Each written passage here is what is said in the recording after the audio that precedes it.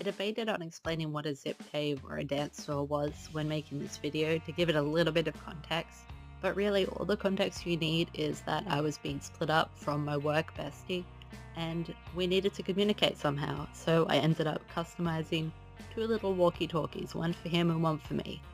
I'll leave you with this satisfying little clip of me scraping the paint away and just let the rest of this ridiculous video and this ridiculous little project speak for itself.